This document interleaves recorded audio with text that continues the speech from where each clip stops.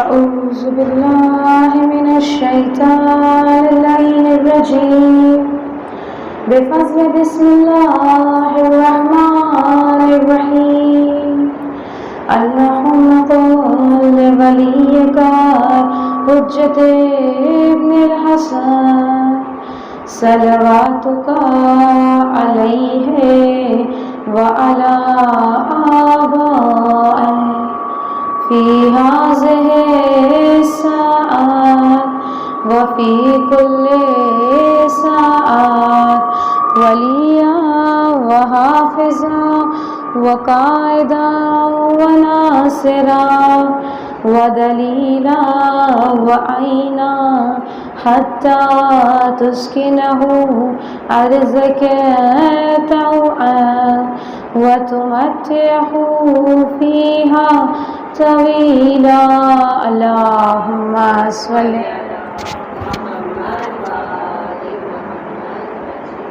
بسم الله الرحمن الرحيم الحمد لله رب العالمين بارئ الخلائق أجمعين فاطر السماوات والأرضين والصلاة والسلام على أشرف الأولين والآخرين خاتم النبيين صفي المذنبين أبي القاسم محمد صلى الله عليه وسلم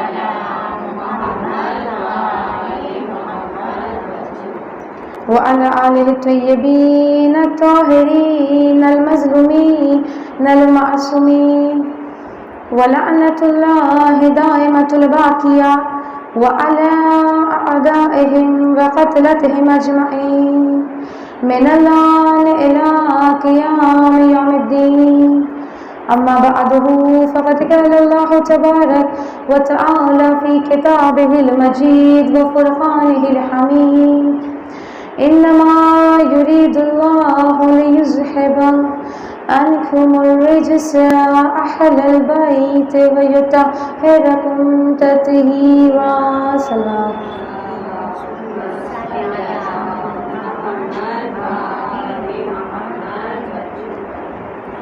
توحیدی گفتگو آغاز کلام الحمدللہ رب العالمین تمام تر تعریف اور تمام تر حمد و ثنا اس پاک پروردگار کے لیے ہے کہ جو عالمین کا پالنے والا ہے، جس نے ہمیں اس پوری کائنات کو پیدا کیا، اور وہ پروردگار جو کبھی بھی ہم سے بے خبر نہیں رہتا، کبھی بھی ہم سے بے پرواہ نہیں رہتا۔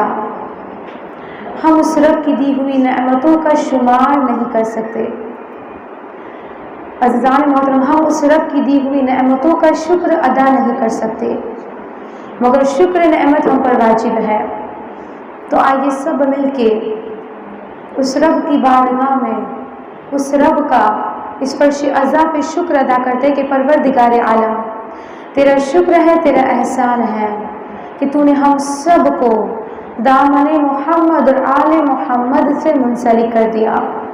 تو نے ہمارے قلب میں ان پاک ہستیوں کی محبت کو پیدا کیا، اور یہی محبت ہمیں اس فرش عزا پہ لے کے آتی ہے۔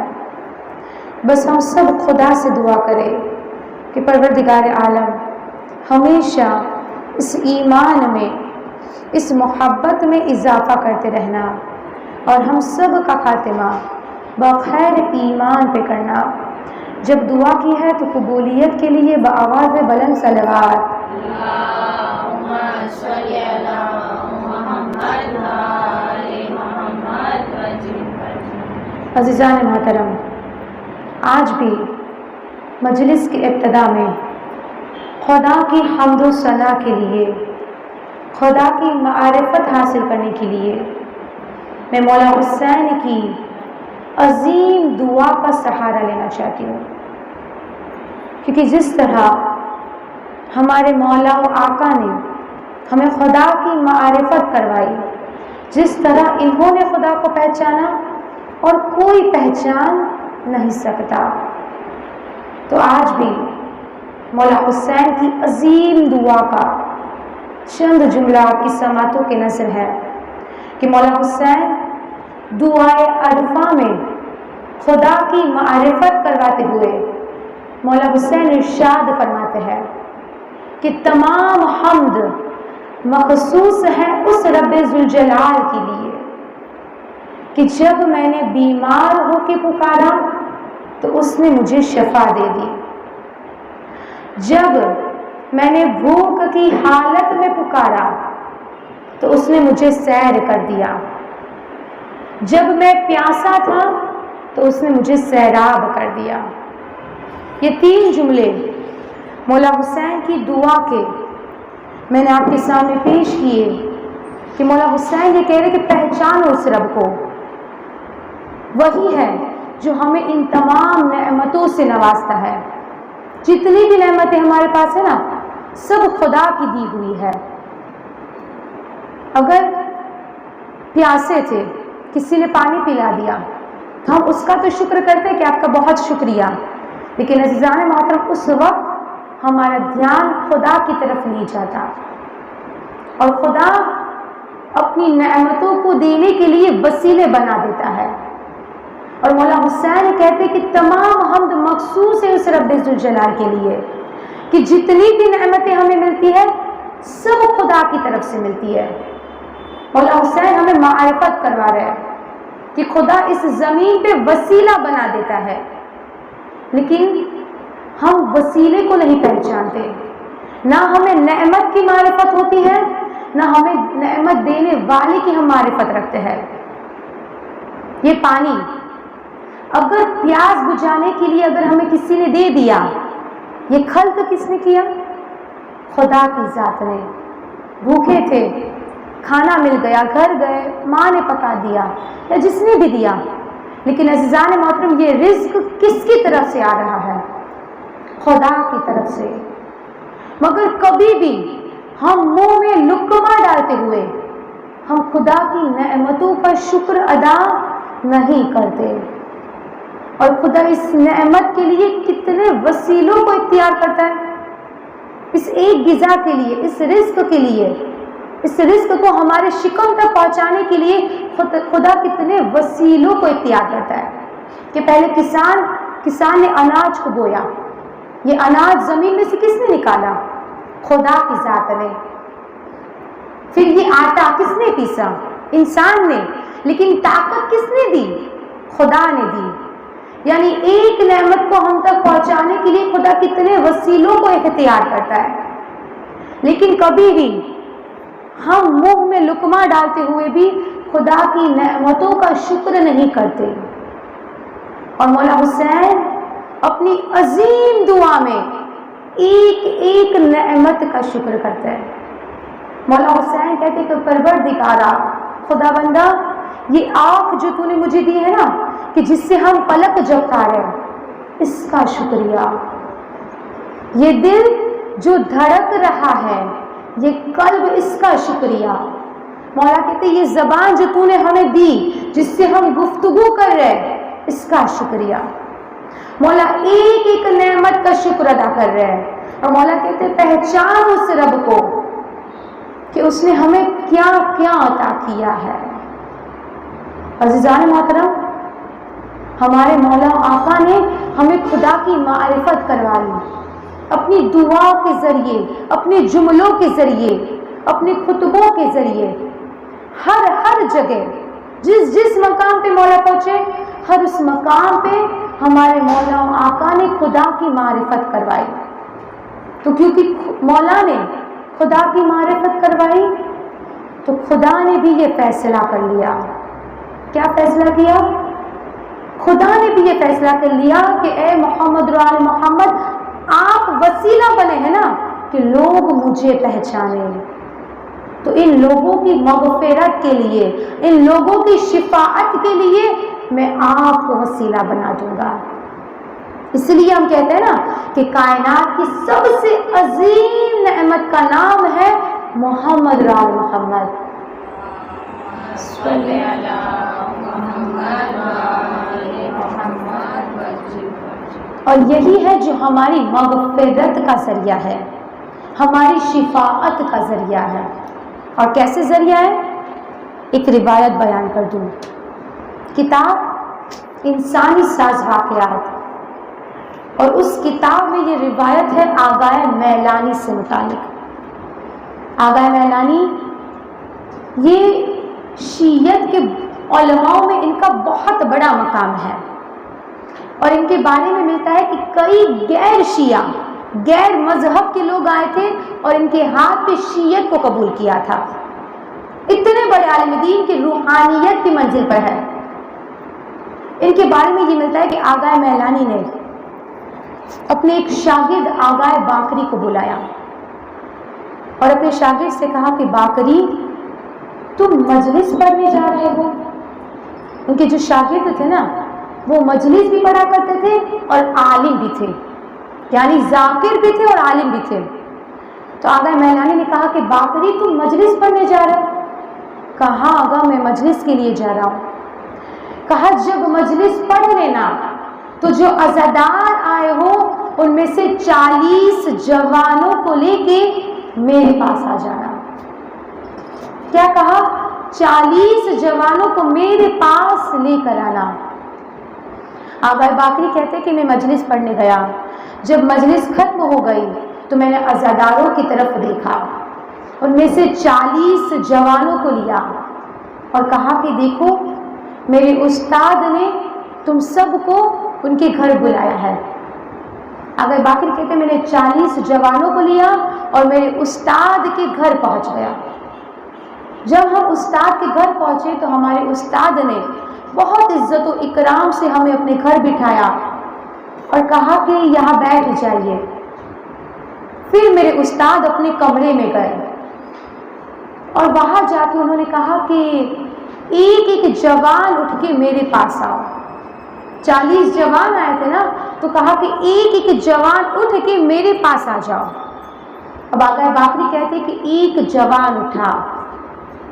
جب اٹھا میرے استاد کے یعنی آغا میلانی کے کمرے میں داخل ہوا۔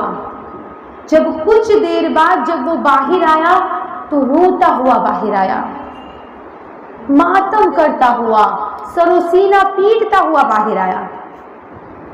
آغا باقری کہتے اب دوسرا جوان اٹھا۔ جب وہ کمرے میں گیا اور جب وہ کچھ دیر بعد کمرے سے باہر آیا تو روتا ہوا، سر و سینہ پیٹتا ہوا باہر آیا۔ آغا باقری کہتے ہیں ایسے کر کے ایک ایک جوان اٹھتے رہے، میرے استاد کے کمرے میں جاتے رہے، اور جو باہر آتا روتا ہوا، گڑ گڑاتا ہوا، ماتم کرتا ہوا باہر آتا۔ آغا باقری کہتے ہیں کہ میرا دل بے چین ہوا، میرا دل تڑپنے لگا کہ اندر ایسا کیا ہو رہا ہے کہ جو جاتا ہے اور باہر آتا ہے تو روتا ہوا، گڑ گڑاتا ہوا باہر آتا ہے۔ آغا باقری کہتے ہیں جب مجھ سے رہا نہ گیا تو میں اپنے استاد کے کمرے میں داخل ہوا۔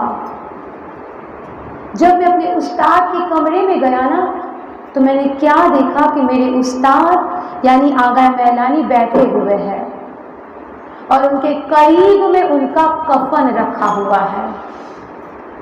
عزیزان محترم، مومنین کے لیے مستحب ہے کہ روزانہ اپنے کفن کی زیارت کریں، اور جس قبر میں وہ اپنی روزانہ کے کپڑے رکھتے ہیں نا وہی اونچائی پہ اسے اپنا کفن رکھنا چاہیے۔ کیوں؟ جب ہم قبر کو کھولیں گے تو جب ہماری نگاہ کفن پہ جائے گی، کفن پہ پڑے گی تو ہمیں ہماری آخرت یاد آئے گی۔ اور مستحبات میں یہ بھی بتایا گیا ہے کہ کفن کے ایک حصے کو اپنے پیرہن میں پہن کے نماز بھی پڑھنی چاہیے، تاکہ جب ہم قبر میں جائیں گے تو یہ کفن ہمارے لیے گواہی دے گا کہ یہ نمازی ہے۔ یہ اہمیت ہے عزیزان محترم۔ تو آغا باقری کہتے کہ میں نے دیکھا کہ میرے استاد بیٹھے ہوئے ہیں اور ان کے قریب میں ان کا کفن رکھا ہوا ہے۔ اب جو جوان کمرے میں داخل ہوا تو آغا میلانی نے اس جوان کو اپنے قریب بلایا اور قریب بٹھا کے ایک سوال کیا۔ کیا پوچھا؟ کہ تم حسین سے محبت کرتے ہو؟ جب سوال کیا نا تو جوان کہتا ہے ہاں آغا، میں مولا حسین سے محبت کرتا ہوں، بہت محبت کرتا ہوں۔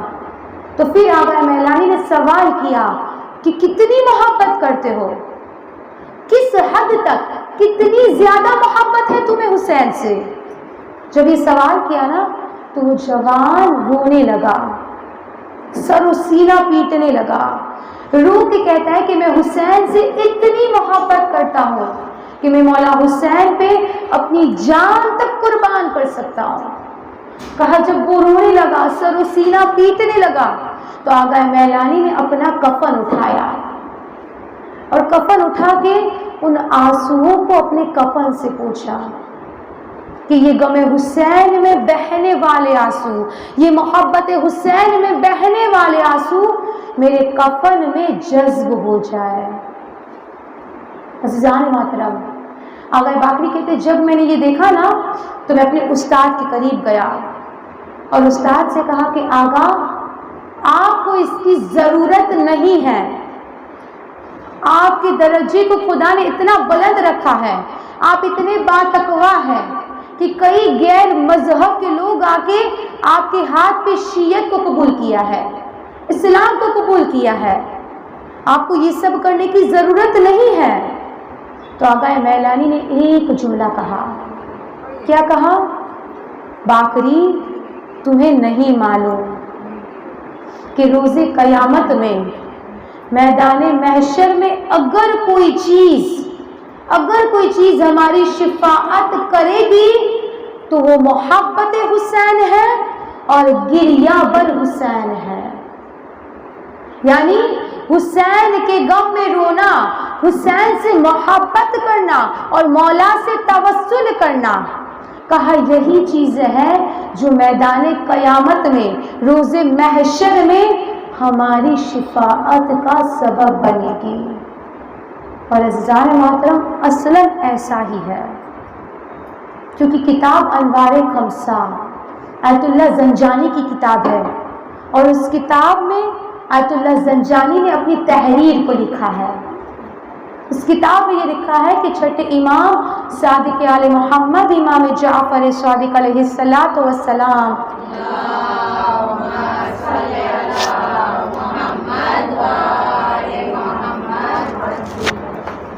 چھٹے امام نے یہ ارشاد فرمایا کہ جب میدان قیامت میں ایک شخص کو لایا جائے گا جو بہت گنہگار ہوگا، اتنا گنہگار ہوگا کہ جب فرشتے اس گنہگار شخص کو لے کے آ رہے ہوں گے تو خدا یہ حکم دے گا کہ فرشتوں اس کو جہنم میں ڈال دو، کیونکہ اس کے نامہ اعمال میں ایک بھی نیکیاں نہیں ہوگی۔ خدا حکم دے گا کہ اسے جہنم میں ڈال دو۔ جب فرشتے اس کو گھسیٹ کے جہنم کی طرف لے کے جا رہے ہوں گے تو خدا کہے گا فرشتوں رک جاؤ، ٹھہر جاؤ، اس کی ایک امانت میرے پاس ہے۔ اب خدا ملائکہ سے کہے گا کہ ملائکہ جاؤ اس کی وہ امانت لے کے آؤ۔ جب ملائکہ اس کی امانت لے کے آئے گی تو وہ ایک خوبصورت، ایک نایاب موتی ہوگا، اور خدا اپنے اس گنہگار بندے سے مخاطب ہو کے کہے گا کہ یہ تیری امانت میرے پاس ہے، آج تو اس امانت کو لے لے اور صفِ انبیاء میں چلا جا۔ جب خدا یہ کہے گا نا تو وہ شخص، وہ گنہگار بندہ کہے گا کہ پروردگارا میری زندگی میں میرے پاس ایسا موتی تھا ہی نہیں۔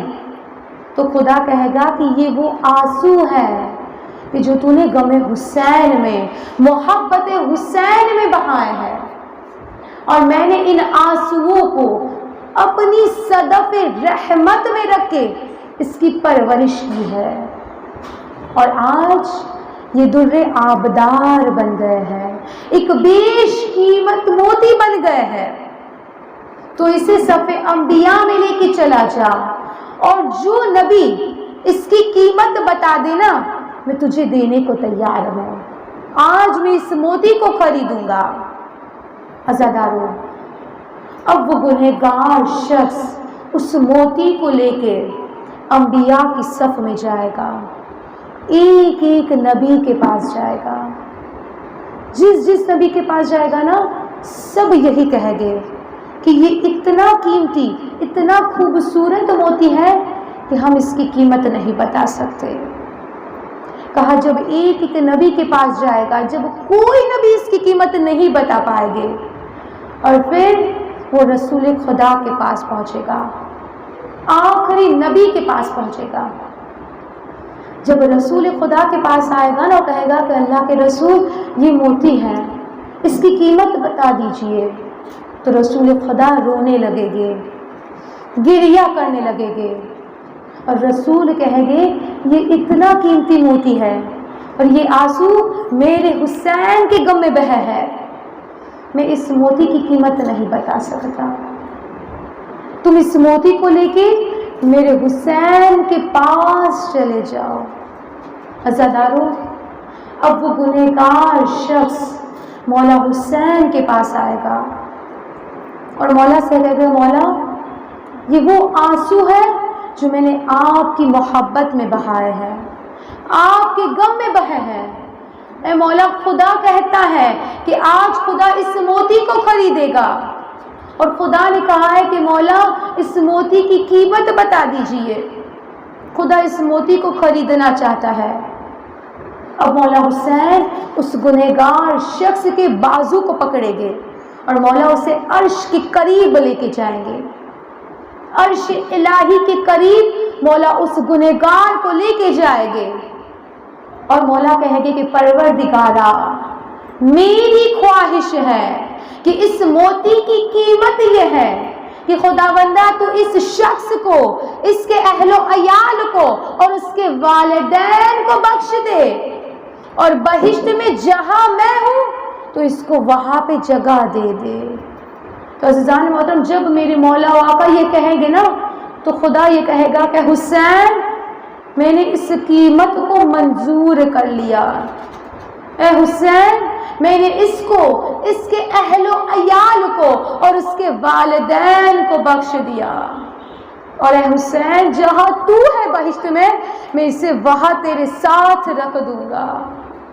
تو عزادارو، یہ ہمارا یہاں پہ آنا، یہ گریہ کرنا، سر و سینہ پیٹنا، یہ خالی نہیں جائے گا، بلکہ کوئی چیز خالی نہیں جائے گی. جو چیز مولا حسین سے منسوب ہو جائے وہ بابرکت ہو جائے گی، اور خدا ہمیں اس کا اجر کتنا بہترین دے رہا ہے. ہار باب ازا، میں اپنی اصل موضوع پر آ گئی ہوں. عزادارو، ہم یہاں پہ آئے ہیں میرے مولا حسین کو آج ان کی پرسہ دینے کے لیے، دونوں بھتیجوں کا، دونوں بھانجوں کا. عزادارو، آج 5 محرم آ گئی. عزادارو، آج ہم ام المصائب بی بی زینب کبریٰ کو ان کے دونوں فرزند کا پرسہ دیں گے. عزادارو، بی بی زینب اپنے لال کو نہیں روئی. آج ہم کہیں بی بی ہم آئے ہیں آپ کو آپ کے دونوں فرزند کا پرسہ دینے کے لیے. عزادارو، جب شب عاشور مولا حسین نے یہ اعلان کر دیا نا کہ کل قربانی کا دن ہے، کل ہم سب نے قربان ہونا ہے.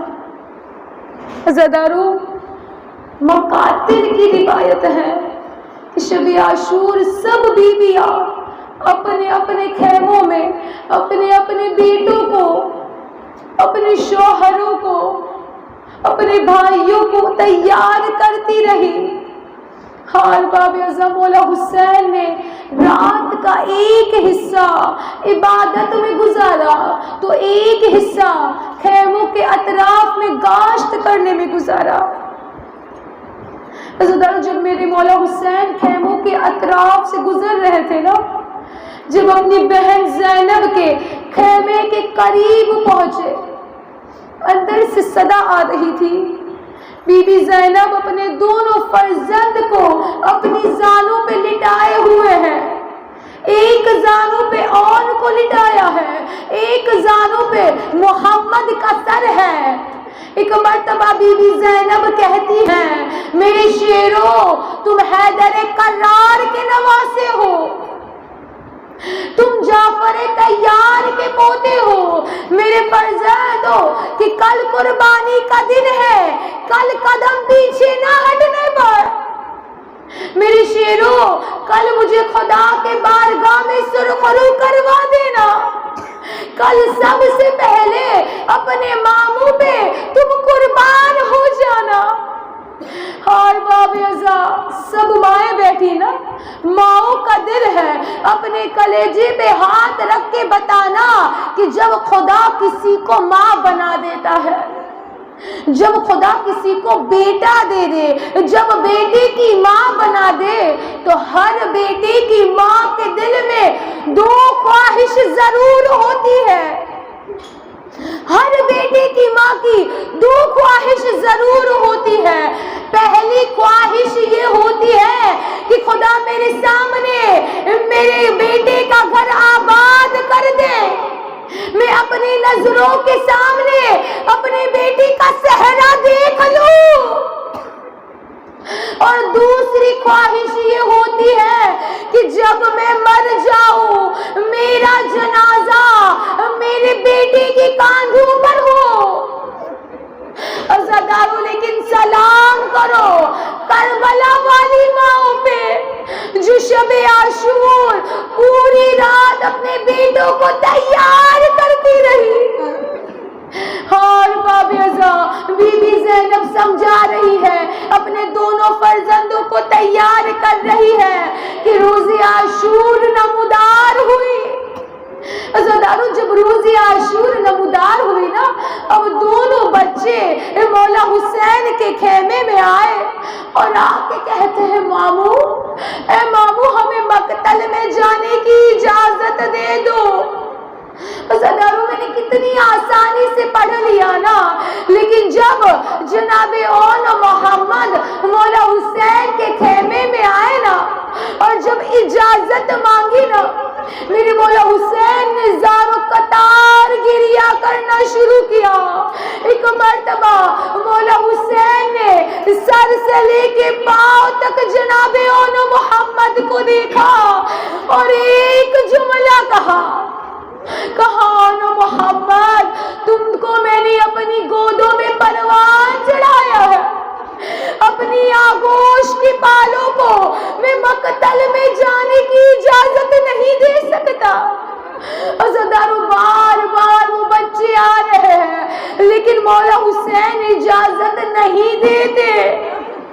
ایک بارگی یہ دونوں شیر بی بی زینب کے اپنی ماں کے خیمے میں آئے اور آ کے کہتے اماں ہمیں اجازت نہیں ملتی۔ عزادارو جب آئے نا خیمے میں تو پہلا سوال شہزادی نے کیا کہ اونو محمد ابھی تک زندہ ہو؟ عزادارو بس وہ بچے کہتے اماں ہمیں اجازت نہیں ملتی، اماں آپ ہمیں اجازت دلوا دیجیے۔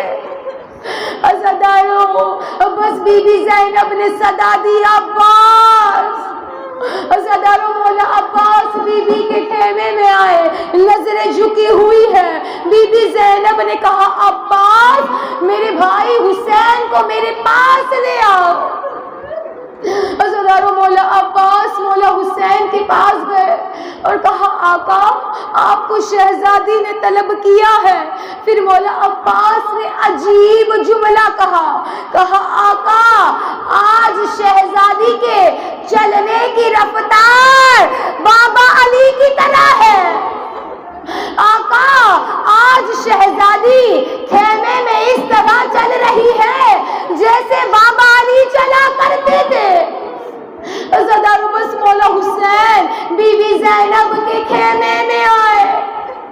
جب آئے ہیں نا خیمے میں تو بی بی زینب نے کہا بھیا ایک درخواست کرنا چاہتی ہوں، لیکن اے بھیا اس امید پہ کرتی ہوں کہ آپ نے زندگی میں کبھی میری باتوں کو نہیں ٹالا۔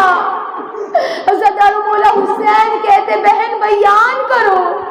عزادارو بی بی زینب رو کے کہتی بھیا میرے بچوں کو مرنے کی اجازت دے دو۔ عزادارو بڑا سخت امتحان ہے حسین کے لیے۔ کہا بھیا میرے بچوں کو مقتل میں جانے کی اجازت دے دو۔ مولا حسین کہتے زینب آج قربانی کا دن ہے، سب شہید ہوں گے، لیکن زینب شاید ایسا ہو کہ اس کا باپ عبداللہ راضی نہ ہو۔ عزادارو بس یہ جملہ کہنا تھا نا۔ بی بی زینب کہتی ہے بھیا اے بھیا جب میں مدینہ سے چلی تھی نا تو اس کے باپ نے مجھ سے کہا تھا کہ زینب جب حسین پہ مشکل آئے تو میرے دونوں فرزندوں کو حسین پہ قربان کر دینا۔ اے بھیا اس کا باپ تو راضی ہے۔ اور باب اعظم مولا حسین نے اجازت دی۔ ایک بار کی مولا عباس نے دونوں بچوں کو تیار کیا۔ مولا عباس کے شاگرد ہے نا، اب مولا عباس نے دونوں بچوں کو تیار کیا، گھوڑے پہ سوار کیا۔ عزادارو جب گھوڑے پہ سوار کیا نا، ایک بار کی بی بی زینب اپنے بچوں کے قریب آئی، بازوؤں کو پکڑا، کان کو اپنے لب کے قریب کیا اور کہا اون محمد میرے شیروں مجھ سے وعدہ کرنا کہ اگر فرات پہ پہنچ جاؤ پانی نہیں پینا۔ عزادارو یہ ماں ان بچوں سے کہہ رہی ہے جو 3 دن کے بھوکے اور پیاسے ہیں۔ کہا میرے شیروں پانی نہیں پینا، خیمے میں سکینہ پیاسی ہے، علی اصغر پیاسا ہے۔ اور باب اعظم دونوں بچوں نے وعدہ کیا، ایک بار ہی مقتل میں آئے، جیسے ہی میدان میں آئے نا جنگ کرنا شروع کی۔ لشکر یزید سے صدا بلند ہونے لگی کہ یہ حیدر کرار کے نواسے ہیں، یہ جعفر طیار کے پوتے ہیں، یہ اس طرح سے قابو میں نہیں آئیں گے، ان بچوں کو چاروں طرف سے گھیر کے حملہ کرو۔ عزادارو قیامت کا منظر ہے۔ اب ان لوگوں نے دونوں بچوں کو چاروں طرف سے گھیرا، ان ظالموں نے چاروں طرف سے گھیرا اور ان دونوں بچوں پہ حملہ کیا۔ کوئی تیر چلا رہا ہے، کوئی تلوار مار رہا ہے۔ ہائے بی بی زہرا کے دونوں نواسے عزادارو جب زخم کھا کے زمین پہ گرے آواز دی مامو ادرکنی، مامو ہماری مدد کو آ جائیے۔ عزادارو اس صدا کا سننا تھا، مولا عباس دوڑے، مولا حسین دوڑے، ایک کے لاشے کو مولا حسین نے اٹھایا، ایک کے لاشے کو مولا عباس نے اٹھایا۔ عزادارو جناب محمد کی روح گلشن جنت کو پرواز کر چکی تھی، لیکن جناب اون کے لب ہل رہے تھے، چند سانسیں باقی تھی۔ عزادارو بس میرے دونوں مولا دونوں بچوں کی لاشوں کو خیموں میں لے کے آ رہے ہیں۔ عزادارو جب کسی شہید کا لاشا آتا نا تو بی بی زینب آگے آگے ہوتی، سب بیویوں کو جمع کرتی، زار و قتال گریا کرتی اور ان لاشوں پہ کھڑی ہو کے ماتم کرتی۔ لیکن ہاں جب آج بچوں کے لاشیں آئے ہیں نا، بی بی زینب اپنے خیمے میں ہے، سر کو سجدے میں رکھا ہوا ہے۔ عزادارو مولا حسین دونوں بچوں کی لاشوں کو لا کے خیمے میں رکھا، فضا سے کہا فضا اس کی ماں کہاں ہے؟ عزادارو بی بی فضا کہتی ہے آقا بی بی زینب اپنے خیمے میں ہے، سر کو سجدے میں رکھا ہوا ہے۔ ایک بار کی مولا حسین کہتے ہیں فضا اس کی ماں کو بلا لاؤ، بی بی زینب کو۔ عزادارو اب بی بی فضا آئی، بی بی زینب سے کہا شہزادی آپ کے فرزند آئے ہیں۔ عزادارو جملہ سنا نہیں پائے گا۔ بی بی زینب نے جب یہ سنا نا تو بی بی نے کہا زندہ آ گئے، میں نے زندہ آنے کے لیے نہیں بھیجا تھا۔ عزادارو بی بی پھر رونے لگی، رو کے کہتی شہزادی چل کے دیکھیے تو صحیح۔ عزادارو بی بی زینب آئی، دونوں بچوں کی لاشوں کے درمیان میں بیٹھی، جناب اون کے لب ہل رہے تھے۔ بی بی نے اپنے کان کو جناب اون کے لب کے قریب کیا۔ عزادارو جناب اون یہ کہہ رہے تھے اماں ہم نے آپ سے وعدہ کیا تھا، اماں ہم فرات پہ پہنچ گئے تھے لیکن اماں ہم نے پانی نہیں پیا، اماں اب تو آپ ہم سے راضی ہے نا، اب تو ہمارا دودھ بخشے گی۔ عزادارو بس یہ جملہ سننا تھا۔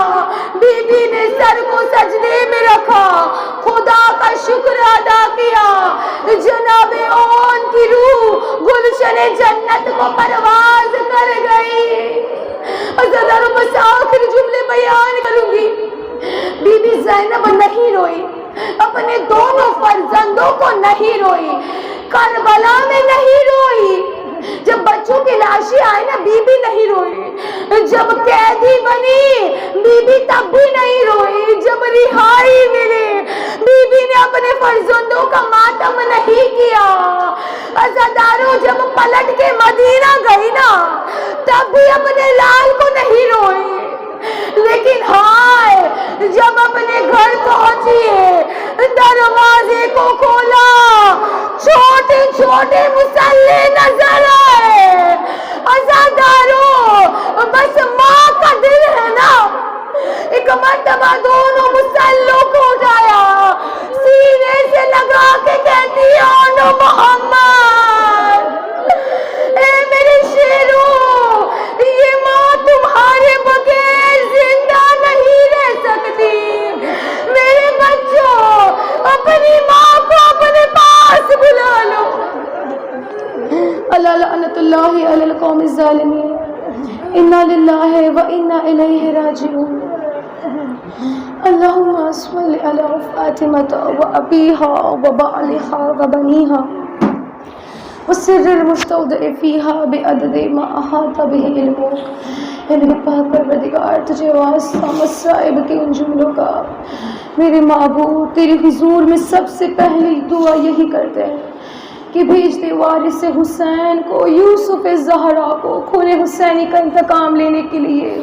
میرے پاک پروردگار تو امام زمانہ کے ظہور میں تعجیل عطا فرما، ہم سب کے امام کے ناصروں میں شمار کر۔ اے میرے پاک پروردگار اگر ہم قبر میں پہنچ جائے تو قبر سے اٹھا کے میرے وقت کے امام کو نصرت کو جانے کی توفیق عطا فرما۔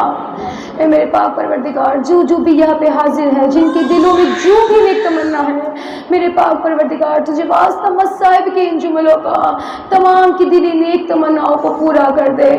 اے میرے پاک پروردگار ہمارے ہر گناہ کبیرہ و صغیرہ کو تو معاف کر دے۔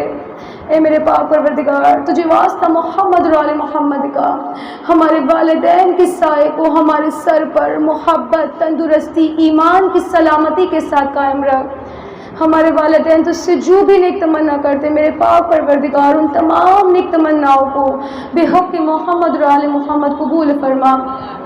اے میرے پاک پروردگار جو دعا مانگی نہیں مانگی دلوں میں محفوظ ہے، جو ہم پر حق کی دعا رکھتے ہیں، جہاں کہیں پر بھی ہماری صلہ رحم کی حدیں پہنچ سکتی ہے، میرے پاک پروردگار ان تمام نیک تمناؤں کو بے حق محمد اور آل محمد قبول فرما۔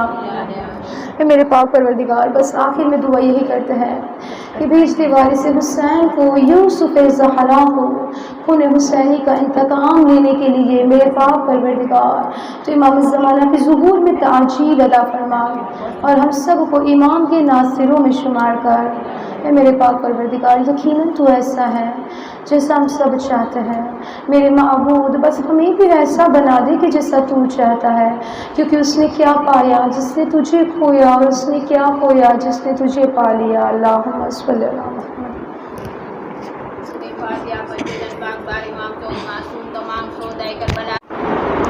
اعوذ باللہ